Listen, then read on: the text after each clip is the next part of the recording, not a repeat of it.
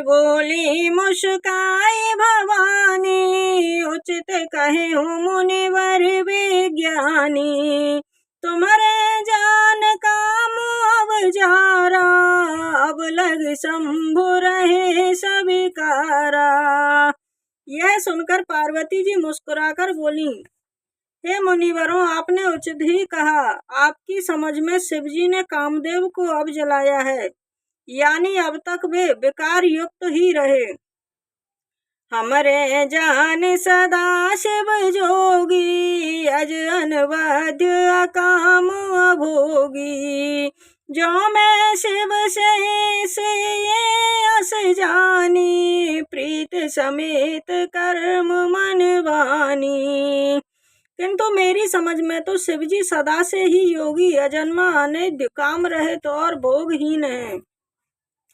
यदि मैंने शिवजी को ऐसा समझकर मन, वचन और कर्म से प्रेम सहित उनकी सेवा की है, तो हमारे पन सुनहु मुनीसा, करे हैं सत्य कृपा निधीसा।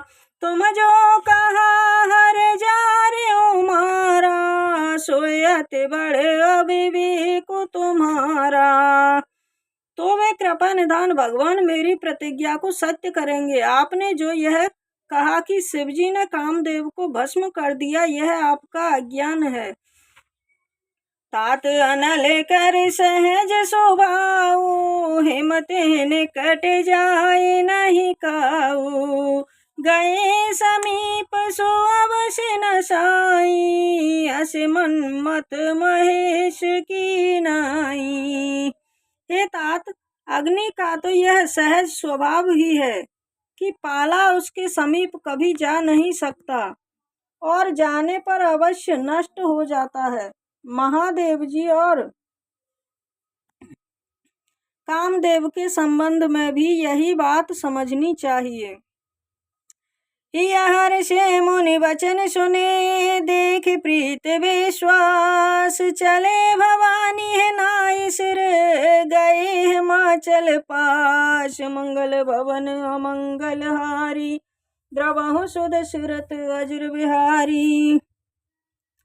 पार्वती जी के वचन सुनकर और उनके प्रेम तथा विश्वास को देखकर मुनि बड़े प्रसन्न हुए। वे पार्वती को सिर नवाकर चल दिए और हिमाचल के पास पहुँचे। सब प्रसंग गिरिपति सुनावा, मदन दहन सुने अति दुख पावा।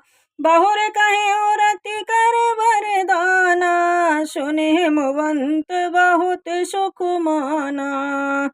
तब उन्होंने पर्वतराज हिमाचल को सारा हाल सुनाया। कामदेव का भस्म होना सुनकर हिमाचल बहुत दुखी हुए। फिर मुनियों ने रति के वरदान की बात कही, जिसे सुनकर हिमवान को बहुत सुख हुआ। हृदय विचारे शंभु प्रभुताई, सादर मुनिवर लिए बुलाई।